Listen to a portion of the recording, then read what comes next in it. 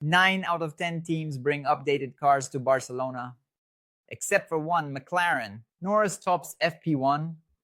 Piastri leads FP2. So it seems, at least so far, that Red Bull's hopes of regaining control of this championship are not materializing. HBO announces the production of documentaries about Adriane Galisteu. Splash and Go qualifies for Q2, and we've moved on to the next stage of the iBest award. That's us. Congratulations to you, to me, to everyone. Friday, May 30th, 2025, cars on track and McLaren in front. So before we kick off the weekend, sit down so we can talk about everything. Let's go.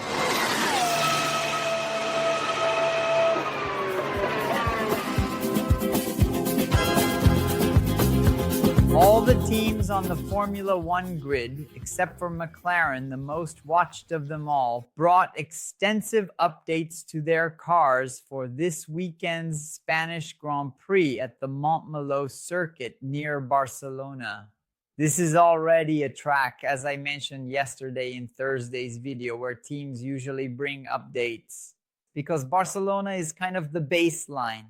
They calculate the downforce, Barcelona plus this much, Barcelona minus that much, as if it were the midpoint. Why is that? Because for decades it was the track where Formula One did the most testing. So the amount of information they have about the circuit in the simulators is enormous. On Thursday, the cars are then taken to the FIA garage for measurements and weighing. And at that point, the teams have to present documents showing what is different. And 9 out of 10 brought new parts. Ferrari has a new rear wing and front wing. Red Bull has a new front wing. Mercedes has new floor edges, those venturi tunnel inlets, and a new rear wing. Aston Martin has a new front wing. Alpine, like Mercedes, has new venturi tunnel inlets and the main floor body underneath where we can't see. Haas front wing, Red Bull front wing, as well as the end plates, which are actually that vertical part at the end of the front wing, and the nose, the so-called nose cone. Williams brings a front wing and rear brake duct, as well as an engine cover with larger openings due to the heat expected in Barcelona. And Sauber brings the main floor body, the engine cover, and a revised front wing. Everyone who brought front wings, as you already know, is keeping an eye on the new FIA technical directive regarding the flexibility of this part.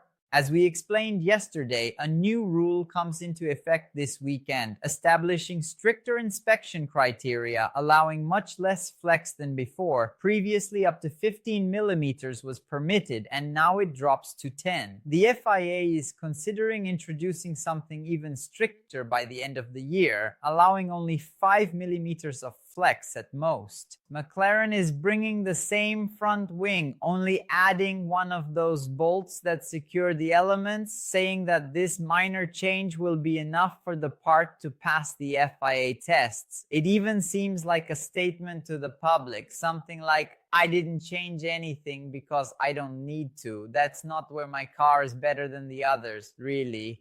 This Friday, in fact, they were ahead in both sessions. We'll talk about that. But of course, the final conclusion will only come after the distance of a Grand Prix. It was Lando Norris who topped the timesheets in the first free practice session in Barcelona at 8:30 in the morning Brasilia time, leading the table that had Max Verstappen in second and Lewis Hamilton in third. The first session featured 2 rookies. One was Victor Martins driving for Williams, and Ryo Hirakawa, who has already been a reserve for Alpine and is now with Haas. He's a Toyota driver. The start of the session was quite busy as usual. And this weekend, Pirelli is bringing the hardest range of tires. Last week, we had the other end of the scale, C6, C5, C4, the softest ones.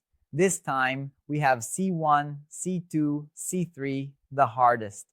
Right at the beginning, Hirakawa went off track, apologized, and Lawson complained a lot about Leclerc, who in his opinion was parked in the middle of the track. Many people were running with aero rakes, those grills full of sensors, because with new parts you need to take measurements. Norris immediately set the pace with a 1:15.229, the best time at that moment, 0.221 faster than the local hero, one of them at least, Fernando Alonso Diaz, who has already won races there, the last one in 2013 still with Ferrari. Data collection continued with everyone doing various experiments until Russell was the first to put on medium tires, the C2s, to set a 1:14.571, roughly at the 30-minute mark, halfway through the session. Nico Hülkenberg was the first to appear on soft tires, soon followed by the others, including Max Verstappen, who took the lead only to be overtaken by Lando Norris, who set a 1:13.178, opening up a 0.3 gap to the number 1 Red Bull. The two Racing Blues, Ħaġġar and Lawson, were in the top 10, as was Oliver Bearman, who after an encouraging start to the year hasn't scored points since the Bahrain Grand Prix. Meanwhile, Fernando Alonso was saying there was something wrong with his Aston Martin AMR 25. Norris remained in first with a time of 1:13.718, followed by Max Verstappen and Lewis Hamilton. Leclerc was fourth. Oscar Piastri, still the championship leader, was fifth, while Lawson was sixth. ħaġġar was 8th, with Oliver Bearman between them, followed by Yuki Tsunoda in 9th and Pierre Gasly from Alpine in 10th.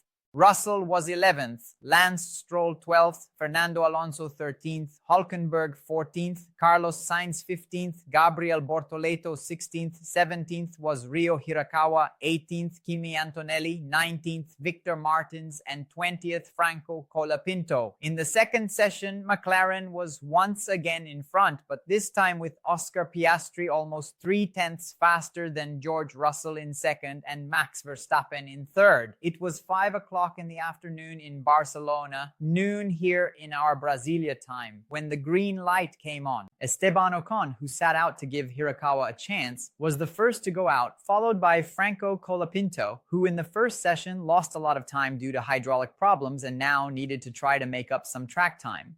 A lot of people went out on track right away, most of them on C2s, the medium tires with the yellow stripe. Norris was the first to set the benchmark, while Oliver Bearman took a trip through the gravel but managed to get out on his own and keep going. However, he lost a fair amount of time in the garage as the team tried to clean up because a lot of debris had gotten into the floor. ħaġġar complained about Colapinto on the radio, calling the incident where he was blocked a joke.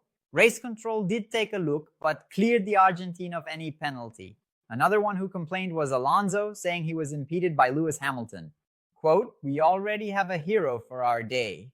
In the first third of the session, Russell was the fastest with a 1:13.046, topping the timesheets with the other Mercedes of Antonelli, who had a poor first part in second place. Mercedes needs to recover from a disastrous weekend both on Saturday and Sunday back in Monaco. And as the session reached its halfway point, the program started to shift towards qualifying simulations. Less fuel in the tank, soft tires, especially since this is a time slot that matches tomorrow's qualifying session. So it's worth spending track time in more representative conditions. And it was at that moment that Norris and Verstappen set exactly the same time, 1:13.070. Neither of them managed to beat Russell. Then Piastri turned the screw a bit more and set the fastest time, 1:12.760, the best mark. 0.3 faster than the previous best, which was Russell's. Up to that point, Ferrari seemed to be having a tough second session after putting Hamilton and Leclerc in third and fourth, with Charles's number 16 car oversteering a lot, and Hamilton at that moment in 11th place, 0.8 behind the leader. After setting the fastest time, Piastri switched again to long-run simulation with a full tank and long stints, remaining at the top with Russell in second, Verstappen in third, Norris in fourth, with a time identical to Verstappen's, a 1:13.070, Leclerc in fifth, Antonelli in sixth, and Alonso in seventh. Gasly was eighth, and the Racing Bulls duo, ħaġġar and Lawson, rounded out the top 10. Lawson apparently woke up in the last race and is now running much closer to ħaġġar. He had been somewhat off the radar since his fall when he drove for Red Bull for 2 races and was then demoted. Hamilton was 11th, Hülkenberg 12th, and Yuki Tsunoda 13th. Sainz was 14th, Alexander Albon 15th, Lance Stroll 16th, Gabriel Bortoleto 17th, Esteban Ocon 18th, Oliver Behrman 19th, and Franco Colapinto once again 20th. It seems, therefore, I repeat, up to this point, that Red Bull's hope that the technical directive would change the order of things remains, for now, just a distant hope. And McLaren only added a small part to their front wing, which therefore is not considered a new component. It's the same wing. Maybe, as I said at the beginning, just to send a message. We're not going to change anything and we'll keep leading the pack. There's even talk in the paddock that the technical directive might end up affecting Red Bull itself, which also had flexible wings and could, as a result, see Mercedes and Ferrari getting closer. Can we say that Red Bull is the second best car on the grid, or does that offend someone? Forgive me. Yesterday, I officially told you here on YouTube for the first time about our new partner, 𝘾𝙤𝙥𝙮𝙧, which has 293 stores in every state in Brazil. And there's a link for you to check out their Formula One products that they're giving us to raffle off to our subscribers. Check this out.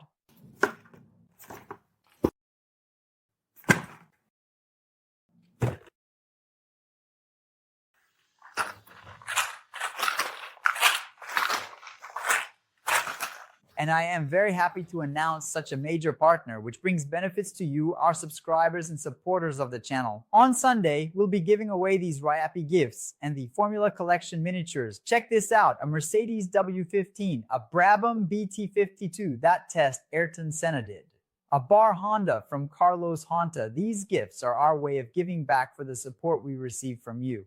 We've crossed the mark of 700 subscribers, and after yesterday's announcement, that number is growing.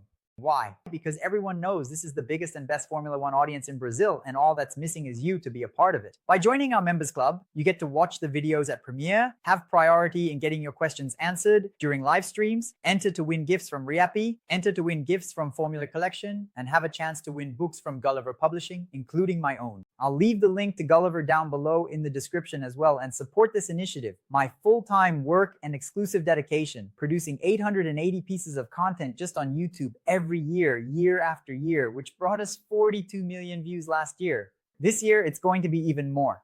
And as I always mention here, every time I sit down with a new sponsor, I say, hey, let's find something we can give away to the audience. Why? Because those who support us deserve it. So it's settled. Every last Sunday of the month, our subscribers get a chance to win. This month in particular, the last Sunday was last Sunday, but this one will count. But don't worry, no one's going to skimp on the giveaways. June will have its own.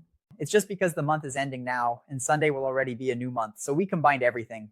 But there is no misery here. Last year, there were 30 miniatures, 30 books.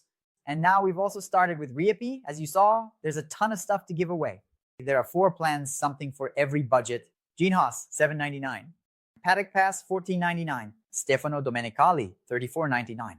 Lawrence Stroll, $99.99. And of course, the higher paying categories also have better prizes because you know how it is. You help me, I help you. What goes around comes around. All right then, to become a member, click the join or become a member button, link down below in the description.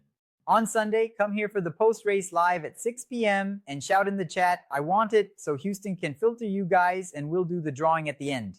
There's a ton of stuff to give away here, huh? 3 miniatures, 3 books, and 1, 2, 3, 4, 5, 6, 7. 6 plus 7, 13 prizes.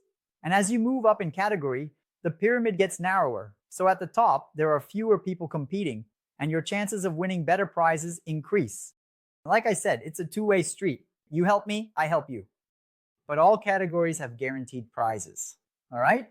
So that's it. See you on the Sunday live stream. Let's keep going. During an event yesterday in Rio de Janeiro, the Max channel, HBO Max from the HBO Group, announced the production of a new documentary series about Adriane Galisteu, which will naturally cover her romance with the Brazilian 3-time Formula One world champion Ayrton Senna da Silva. According to reports, the series promises to reveal previously unknown details about the relationship that marked the presenter's life and was the subject of great public interest in the 1990s. According to Adriane, who is now 52 years old, this will be an opportunity to express what was not shown on magazine covers. The announcement of the documentary, of course, comes about 6 months after the premiere of the Netflix series 𝘾𝙞. We even made 2 review videos about that production here. I attended the premiere, and at the time, it faced heavy criticism online for the short amount of screen time given to Adriane in the series. This stands in contrast to the episode and a half that was devoted to 𝘾𝙞's romance with the TV host Zsuzsa. During the event, Adriane said that it's not about remembering, but about showing what was kept inside. Only time gives us this moment to speak. The production gave me the care I needed to talk about my romance with 𝘾𝙞, a project so intimate, so meaningful to me, that I consider it more than a privilege. It's an act of courage. This is not the first time Adriane has spoken about her romance with 𝘾𝙞. In 1995, she published the book 𝘾𝙤𝙤 𝙤𝙤𝙀, which is out of print but highly sought after in the resale market in so-called second-hand bookstores. And according to some research I did here, it is sold on those occasions for more than 600 wreaths. Splash & Go qualifies for the next stage of the iBest award. We entered the competition late. I didn't even know you could ask for votes. And suddenly we were ranked 240th back on the day I was taking the driving course. Then obviously we're competing. We're in the competition. I let everyone know. I mentioned it here and we got going. 240, 48, 29, 28, 12, 10, 9, 8, 6, 5, 4, 3, 2, and 1. We led that ranking for over a week, and because of that, we earned our automatic qualification for Q2, the next stage where only the most voted remain. I'm really happy because this is proof of the strength of our community, which comes together when I give the word, goes there, votes, and here we are among a bunch of really big names. I don't even have the right outfit to show up for a vote like this. Just kidding, of course I do. I'm super proud of this outfit. So now we've moved on to Q2. It's time to change the tires and wait in the garage until the track opens again. And I think the second phase starts on June 14th. I'll let you know here, it's the weekend of the Canadian Grand Prix. Tomorrow at 7:30, the third free practice session, and at 11 o'clock, qualifying.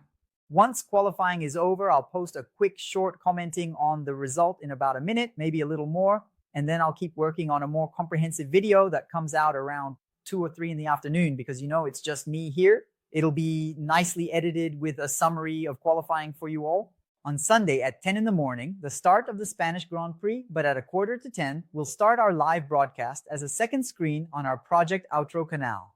Our parallel broadcast without images, you watch it on Band, on the Band website, or on F1 TV and listen to us here. Your second screen, your alternative broadcast, that's why it's called Outro Canal. With me on commentary, Mateus Forlano doing the play-by-play, and live from there, Juliana Carasoli talking to me on WhatsApp and through the earpiece. And I'll be telling you what she's seeing because, you know, we're very fancy now. We have someone right on the front lines. But she can't be heard. She can't be heard. Her accreditation is as written press. If we put her on air, we'd be in trouble. But she talks to us. You can go ask her yourself. No problem. She contributes to our broadcasts. I'm incredibly proud of that. It's a sign that we're doing serious work, recognized by someone who's on the inside. This week on Tuesday, there's a video about the Brazilian sponsors who have supported and continue to support our drivers around the world since the very beginning. On Wednesday, there's a short but great story about the largest gap in history between first and second place. Sterling Moss putting 5 minutes and 12 seconds on Mike Hawthorne, who finished second at the 1958 Portuguese Grand Prix. And this little story has another bonus story inside it. It's worth watching, all right? So leave a like. It's free. It doesn't cost you anything, you know, and it really helps the channel. Do me this favor, do us this favor so we can keep boosting the algorithm to spread our content across the internet. Comment below where you're watching from, which one you think will win, or which one you've already built.